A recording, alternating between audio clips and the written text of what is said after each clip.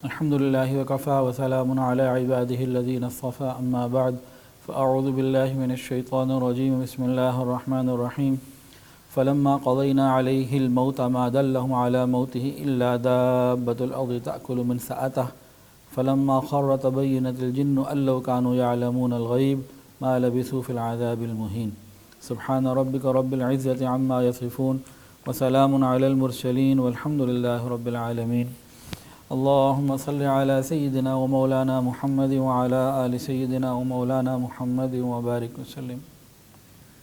سورہ سبا آیت نمبر 14 22واں سپارہ۔ اس آیت میں اللہ رب العزت نے حضرت سلیمان علیہ السلام کی وفات کا تذکرہ فرمایا ہے اور کس انداز سے ہوئی، اس کے اندر کتنی سمجھنے کی حکمتیں ہیں اور عبرتیں ہیں، ان کو ذکر فرمایا۔ احادیث کے اندر آتا ہے کہ حضرت سلیمان علیہ السلام کی جب موت کا وقت آیا تو انہوں نے ایک شیشے کا ان کا آفس تھا، کمرہ تھا، جس میں اندر کا باہر نظر آتا، باہر سے اندر کا نظر آتا۔ اللہ رب العزت کے حکم سے اس کے اندر تشریف لے گئے اور ایک لاٹھی عصا آپ کے پاس تھا، اس سے اس انداز سے ٹیک لگا لی کہ جسم نیچے نہ آئے، سہارا لے لیا اور اللہ کا ذکر کرتے رہے۔ کرتے کرتے اللہ رب العزت کی طرف سے موت کا فرشتہ آیا اور آپ کی روح کو قبض کر لیا گیا اور اس عصا نے آپ کے جسم کو سہارا دیے رکھا،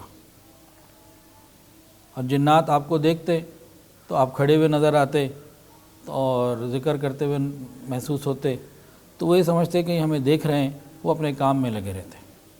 جنات جو ہیں وہ حضرت سلیمان علیہ السلام کے رعب کی وجہ سے کام کیا کرتے تھے، ان کے دلوں میں عظمت تھی، خوف تھا، ورنہ انہیں اگر یہ معلوم ہو جاتا کہ سلیمان علیہ السلام کا انتقال ہو چکا تو فوراً کام کو ادھورا چھوڑ کر چلے جاتے۔ وہ دیکھتے رہے حضرت سلیمان علیہ السلام ہمیں دیکھ رہے ہیں، اور وہ کام کرتے رہے حتیٰ کہ 1 سال پورا گزر گیا حضرت سلیمان علیہ السلام کی وفات کو، لیکن یہ جنات اپنا یہ سمجھتے رہے کہ یہ ہمیں دیکھ رہے ہیں، ہمیں واچ کر رہے ہیں، وہ کام کرتے رہے۔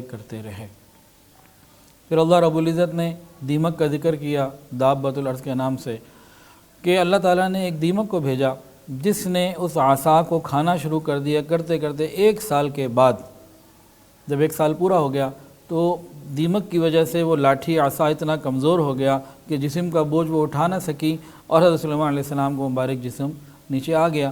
تب جا کر جنات کو پتہ لگا کہ حضرت سلیمان علیہ السلام کا انتقال ہو چکا۔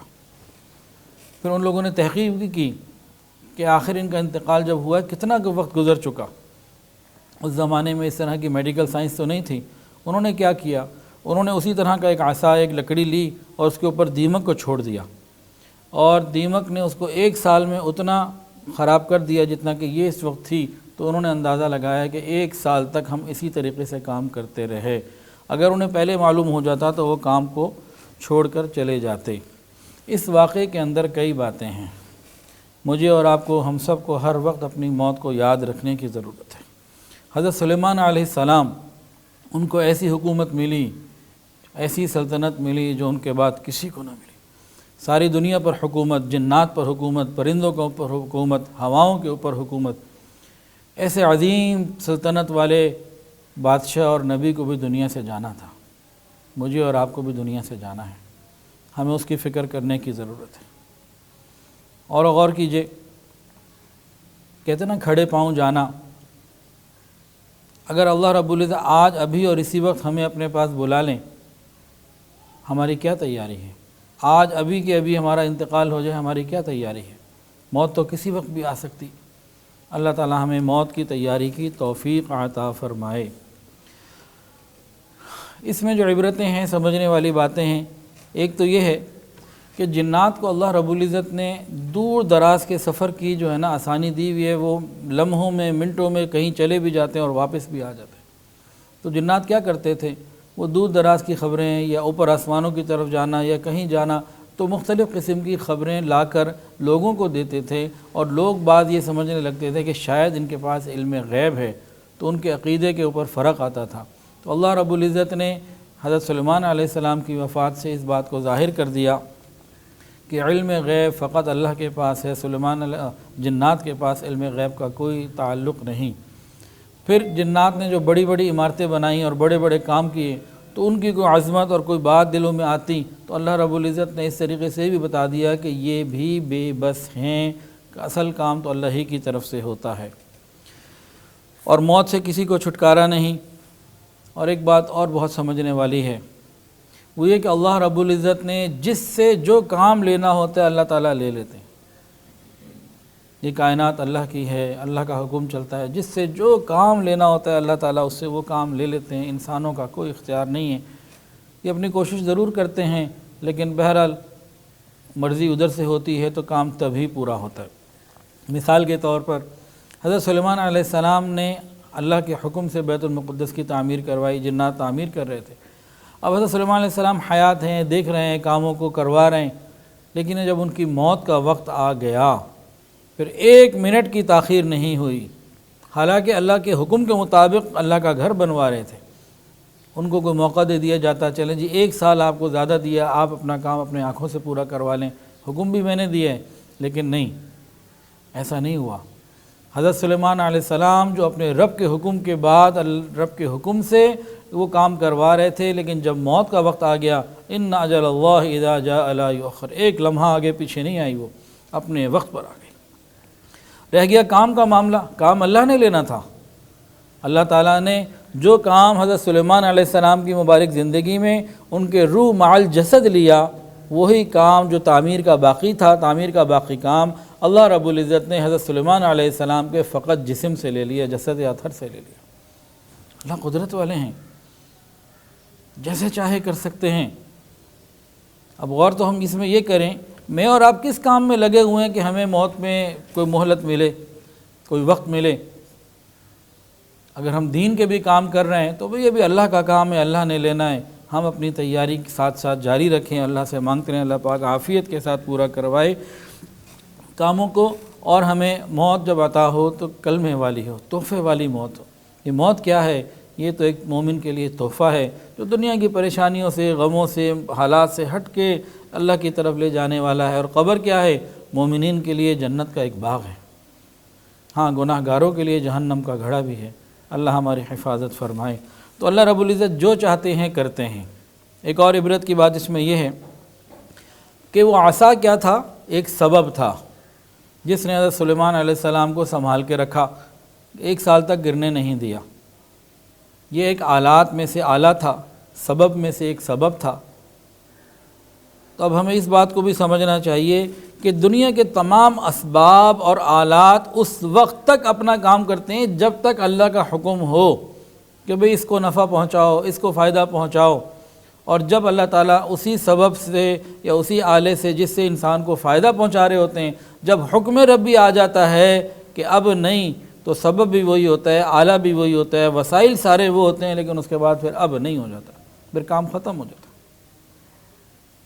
تو یہ اللہ رب العزت کی قدرت ہے کہ جیسے چاہتا ہے، جس طرح چاہتا ہے وہ کرتا ہے۔ جو کچھ ہمارے پاس اسباب، وسائل اور چیزیں موجود ہیں، یہ اللہ کے حکم کے ہی تابع ہیں۔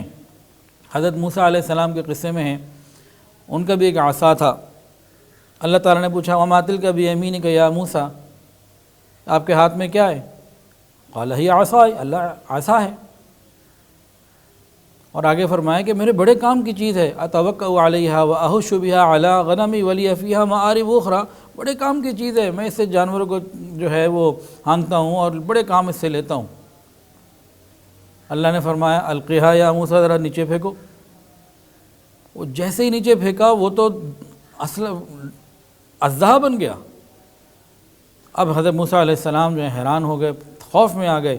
اللہ تعالیٰ نے فرمایا ولا تخف، ڈرنا نہیں، اس کو دوبارہ پکڑ لیجئے، خذھا ولا تخف سنعیدھا سیرتھا الاولی۔ اللہ کے حکم سے حضرت موسیٰ علیہ السلام نے اس اژدہے کو پکڑا تو واپس لاٹھی بن گئی، واپس عصا بن گیا۔ ترکی کے اندر توپ کا بھی میوزیم میں یہ موجود ہے، آج بھی موجود ہے، دیکھنے کا اللہ نے موقع بھی دیا۔ اس کو پکڑا تو وہ دوبارہ اژدہا سے عصا بن گیا۔ یہ کیا تھا؟ یہ نعوذ باللہ کوئی کرتب دکھانا مقصود نہیں تھا، یہ بتانا مقصود تھا کہ اے موسیٰ علیہ السلام، آپ جس چیز کو بتا رہے تھے اتنے نفع والی ہے، وہ میرے حکم سے نقصان دہ ہو گئی، اور جس سے آپ ڈر رہے تھے وہ میرے حکم سے دوبارہ نفع والی ہو گئی۔ تو اسباب کے اپنے اندر کوئی چیز نہیں ہے جب تک اللہ کا حکم نہ ہو، یہ بات ہمیں اس میں سمجھنے کی ضرورت ہے۔ حضور پاک صلی اللہ علیہ وسلم نے ارشاد فرمایا کہ حضرت سلیمان علیہ السلام نے بیت المقدس کے بارے میں اللہ تعالیٰ سے دعائیں کی تھیں۔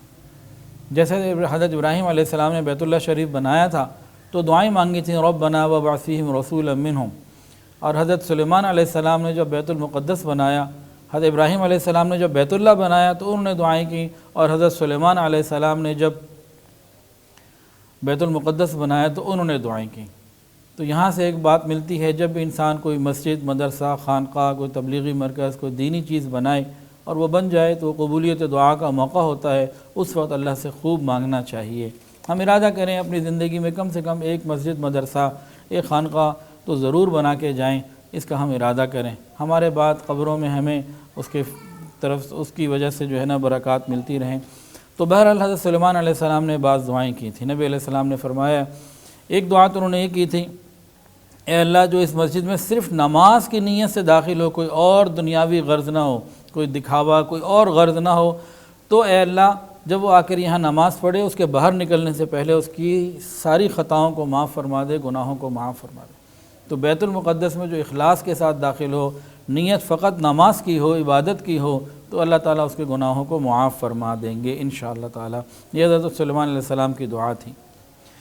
اس کے علاوہ اور دعائیں بھی ہیں۔ انہوں نے ایک جگہ یہ مانگا، اے اللہ میں آپ سے 5 چیزیں مانگتا ہوں۔ ایک یہ کہ جو گناہ گار توبہ کرنے کے لیے اس مسجد میں داخل ہو، آپ اس کی توبہ کو قبول فرمائیں اور اس کے گناہوں کو معاف فرمائیں۔ دوسرا یہ کہ جو آدمی کسی خوف اور خطرے سے بچنے کے لیے اس میں داخل ہو تو اے اللہ آپ اس کو امن عطا فرمائیں۔